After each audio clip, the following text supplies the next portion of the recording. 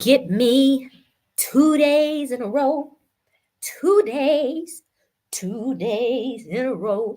Yes, so I don't know how long this live will be, but first and foremost, thank you to everyone who participated last night and in the chat and leaving messages. And somebody left me a message because I say always leave questions. And I was like, you know what? I hadn't talked about this topic, and it is a good topic. And it's basically healthcare in Rwanda. And the key question is healthcare good? And so I kind of wanted to break down um, the things that has happened for us, what I've heard and what I know, and kind of how I move forward and making decisions and doing things. So I got my little list here because I was kind of thinking out loud. I'm letting some of y'all click and join in. Um, what is it? My late mama dentist. Um, the all right. Let me break down. So general healthcare in Rwanda. There is a public healthcare system which locals use, and locals do have medical insurance for that. And then there is a private healthcare system that locals can use, and also I think majority of your expat use. I use the private system. Now there is a building and more things happening in the medical field out here. And I think that we've seen a couple hospitals. When I first came to Rwanda, I was using Diva Clinic. Nothing wrong with Diva Clinic. No reason why I particularly stopped, except for a little situation happened. I'll break that down in a second. Diva was fine. And now, at the Diva Clinic, I was insured by the employer that I had at the time. And I actually alluded to the fact that I had fibroid surgery that was a life saving surgery. It was not here in Rwanda, but when I first came here, I was experiencing probably just my own paranoia, and my cycle hadn't dropped yet. And I was kind of like, yo, what's going on? And so I actually had a gynecologist appointment. I'm telling y'all everything with healthcare.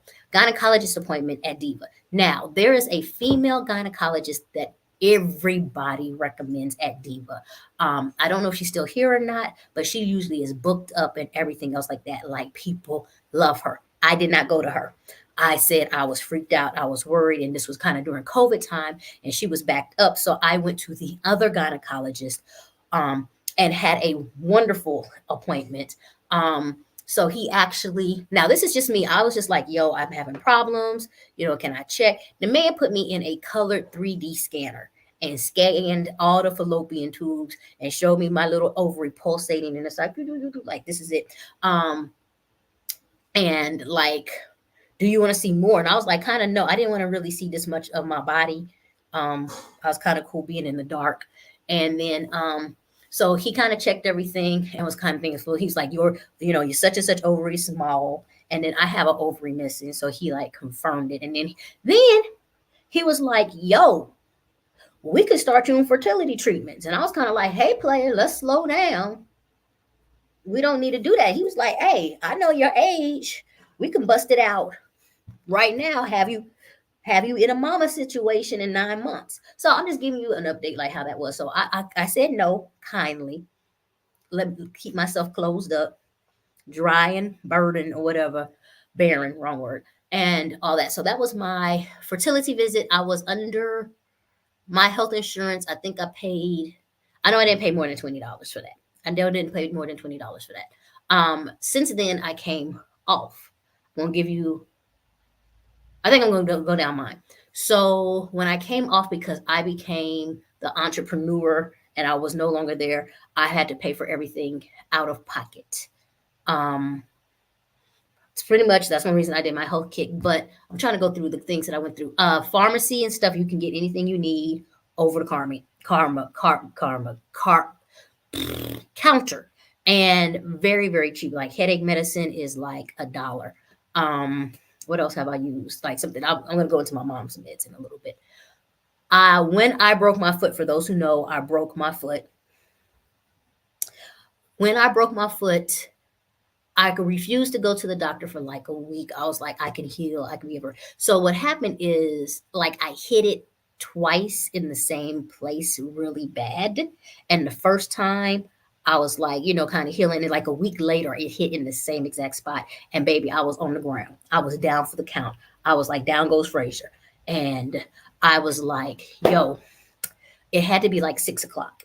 And I said, I need an x ray. And so that's what my friend told me about Frontier. So Frontier is a new clinic. So there's a couple of clinics. So I have not gone. This is kind of crazy. I have not gone to the hospital. Everything I've done is clinic. Like the clinic can do everything. I 100% suggest going to a clinic, having a doctor, everything. So I went to Frontier. Frontier is a new clinic from what I heard. Okay, I'm going to get the information run, but they're not Rwandan run. They're run from like another country. I swear to God, they said Senegal. I'm not sure. But I went there 6 p.m. They were like, the general doctor's gone, but they put me in immediately. Immediately, I got an x-ray. I paid $15 to be checked in, and then I paid $10 to get checked in, $15 for the x-ray. On the x-ray, probably got the x-ray back there somewhere. Where's the x-ray? I had the x-ray. Oh, proof. On the x-ray, I saw my own x-ray. I was like, I broke. It's broken. Like, there it is. I don't know if y'all can see it or not. Point blank broken. And so they made me come back the next day to talk to the doctor. But the doctor did this, and he was like, yeah, it's broken. And I paid. No, I don't think I paid for technical because it was kind of like a continuation because I came the night before and they were like, yeah, you didn't see him. So he didn't prescribe me. He gave me the option of a walking boot or a cast. He told me I could cast you immediately or you can do the walking boot. I chose the walking boot. So they gave me, I don't think I had to have a prescription for that. What did I have a prescription for? Pain meds. I had a prescription for pain meds, which we get, pharmacies are everywhere. And then I bought the walking boot. I promise you, I probably paid the equivalent of like $70 for my walking boot. Still got it. It's back there.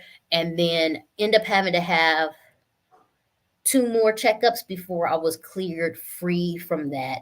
So if you look at the $15 each time and the $10, like $25 a visit. So I end up getting fully treated for my broken foot for under $200, and I was uninsured. That's pretty much the extent that I've worked with local hospitals here. My mother. Oh, no. The other one is that I did a full blood work, urine work, stool work with Diva Clinic this year because I hadn't seen a doctor kind of like in 3 or 4 years. So I was like, let me get everything checked, to which everything was cleared. I got all my samples back. Everything was kind of in levels, no problem. And that was the most I paid out here. And I had a heart attack because I haven't had to play with it like that. And because I think I paid a total of $340. I don't even have that. $340. But I got everything looked at, like cholesterol, blood points, white cells. I don't know, all of that stuff. Everything, thyroid, all medical, breathing, everything that could be checked, I got checked. And that was a total of $340. So now we go to my mom. My mom first came out here. She paid, I promise you, maybe not more than $200 for her full check when she first started. She's dropped 50 pounds. Not on purpose. I tell everybody that she ain't do no exercise, no near walk out, no nothing. She just change of food and all that other stuff, just 50 pounds. And then so with her coming off the 50 pounds, I swear to God, she started on 9 meds. She's now only on 2. And in 2, I'm talking in US dollars. I'm not talking in Rwandan francs. I'm talking in US dollars. Started on, like, she's kind of got 2 now. She's still got a blood pressure one, and then she takes one every once in a while or whatever. But all the other ones she's came off. She came off her thyroid. She came off of her all kind of stuff. So she's off. And so we had a doctor. That was something. She had a doctor. I had a doctor to make sure to watch all of that. And so after about a year, she had major dental work. Took out some bad teeth that were rotten. She had to go back 3 times. Because they were doing major work and like coming out. Like one of the things had calciumed over, was like looked like an antique fossil and all that other stuff. That's the most expensive thing I think we've done, and she paid a total of 1,000 US dollars over the course of like 4 or 5 months because it was some major, major dental work, uninsured. And then I think that's all hers. And so then now she gets like mostly checkups now, or like she had a blood pressure thing, like it wasn't coming down. So we took her to the hospital and all that other stuff. And the guy monitored, no problem, like never a problem. So we had monitor and all that stuff. So then now I've had a friend. I know everybody's like, we always had a friend. I had a friend who got a cancer surgery out here. She was diagnosed with a cancer thing. She had it removed. So we did not talk. We're not talking about chemo. We're not talking about that. But had and it was like part of a breast cancer type situation. And so she was in the hospital for 2 days, 2 to 3 days, and then she was in outpatient care. So um, she had somebody who was like a nurse, like a traveling type nurse who was there with her for the entire procedure process. Of course, we as family, friends, cousins were doing different shifts and everything. I believe she was in what's called the military hospital. Like I know it when I see it, but there was like a military because she, whatever, whatever. And so she had that done.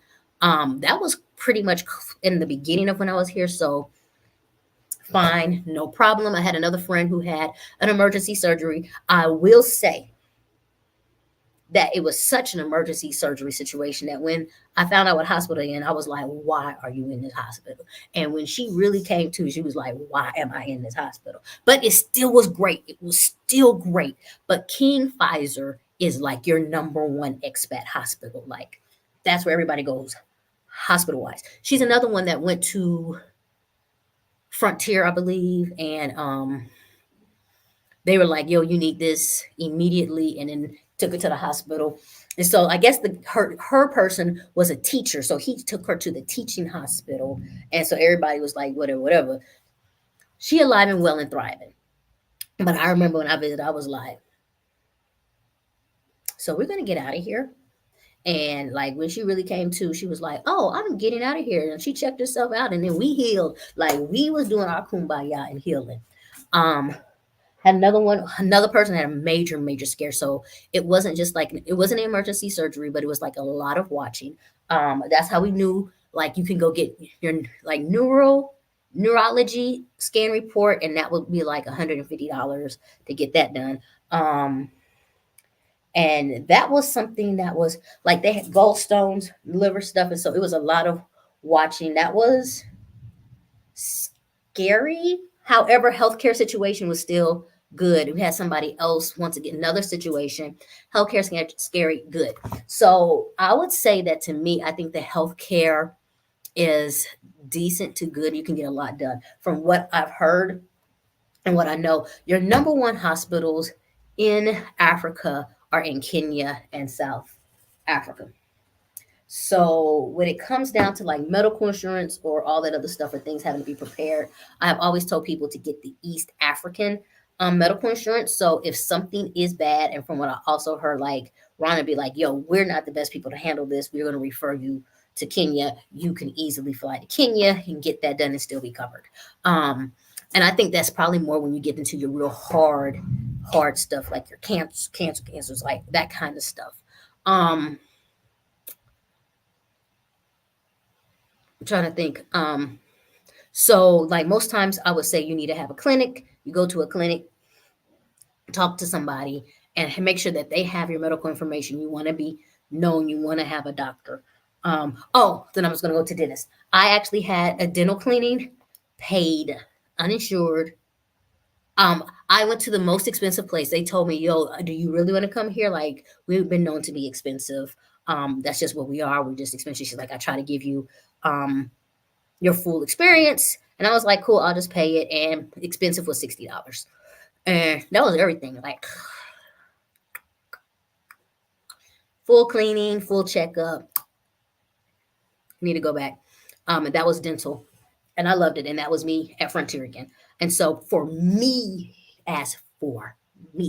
my pretty much number one is Frontier now. It used to be Diva, and like I said, it wasn't nothing but a major change except for, oh, I think it was the X-ray situation for me with Frontier, because when I broke the foot, it was an emergency and it was after hours, and I'm driving in from Neomata. So when I called, somebody picked up, I could talk to them. So we, instead of trying to wait it out, I was in so much pain. That's why I didn't go Diva. I went to Frontier instead. They were able to handle me. I was at Frontier with the whole broken foot thing for like an hour, and we were done. Now, I've been at Frontier and waited, like the longest I've ever been at Frontier is like 3 hours, barely, and it was just like super, super busy that day, and they were backed up. Um, I know how to take my book and my music and stuff like that. It's really not like that. And why was I in Frontier for 3 hours? It was the dental. It was the dental because the person who was before me was getting major, major work done. And then I was just getting a checkup and I was just tired. So I just kind of took a nap, and then I woke up, and then that's when I did mine. But I was like, whatever. I got my dentist work at Frontier. So because it's a clinic, they specialize in having different doctors. And so that's how I knew about matter of fact, I think I went the same day I got cleared for the foot. That's why I was there for 3 hours. So I was already there with the whole foot doctor situation. And oh, I forgot about that one. I said that we had another gynecologist appointment, um, Frontier. And so that's where I found out about the dentist. I liked her. She was Indian. She actually been in Rwanda for like 13, 14 years. We had a great conversation. Cool meet. And so that's why I was there that long. I'm not gonna get into people's business. I had a very, very tight person who was having period problems and wound problems and just experiencing new stuff. And people kept saying, "Oh, it's just because you're older and stuff." I don't like that brush off for the situation that happened to me, where I almost died. Keep on saying it, but it was real.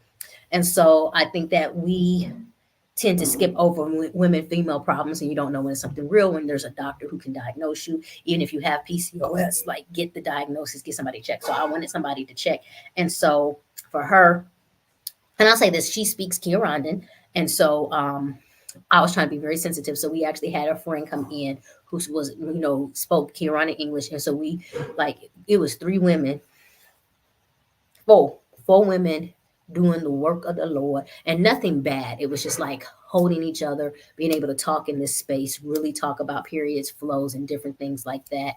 And I'm very skeptical of gynecologists, very skeptical, because like I said, a lot of stuff has happened. And I really didn't like how she handled her. At first, I was not like, at first, I was real judgmental. But at the end, when she gave the diagnosis and she drew little pictures for her and everything, and turns out she had PCOS. And so a lot of stuff I was right about, but being able to do this gave her an option for treatment, and was able to kind of say, if you go this route, this is it. If you want to go this route, the friend asked about being able to get pregnant. She told her, this is the situation if we were to do it this way or whatever. She asked about her age, all this other stuff. Like, so really walked out with options. So just like the care there and all that stuff. So that's it. So my walkaways or takeaways is that I would always know the number one hospitals in Kenya and South Africa, just to have those on standby. I Healthcare is very affordable. I'm not gonna sit there and just say cheap. It's cheap to us, but it's very, very affordable, to the point of, I remember I was shopping around for insurance, and I remember like being quoted that I was gonna have to pay like $210 insurance, because not because I'm an entrepreneur. This has nothing to do with Rhonda. This was me calling like a global number, and it wasn't necessarily global insurance, but it could cover me. But I was paying 210 a month, and I just kind of was like, I just paid $10 for an X-ray. Like, do I need to pay healthcare for 210 a month for some stuff that might happen?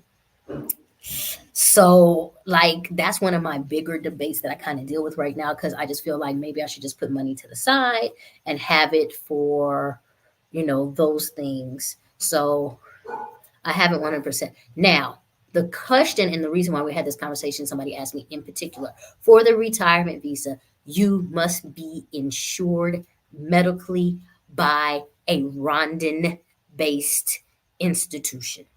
Please do not try to find a getaway around it. There's no getaway. You must be. So, oh God, I forgot the name of the insurance company, but we have it on my cousin connection. So you will have to be assured. From what I heard, I don't fall underneath the retirement visit. Um, it's ho hum, and I figured it would be ho hum.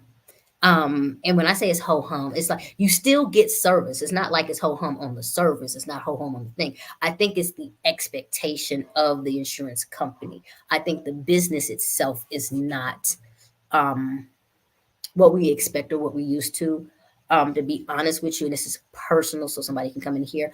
I'm not vexed with the whole insurance company things. I think that more so they're just insurance companies to be insurance companies, and they come around when it's time for their premium to be paid or whatever else like that. Like I have never seen somebody be like, "Here's my insurance card" and all that other stuff, like how we have insurance. Like so I kind of feel like when it comes to customer care or all that other stuff, like even when I had insurance, I showed the card and I know I paid less than what it would have cost. I think I showed the card with like medicine and I paid $2 instead of paying $10. Like so that's it. That's how I am. That's how I feel about it. I am getting sleepy. So if you have any questions, go ahead and shoot them up. I really hope that I handled it.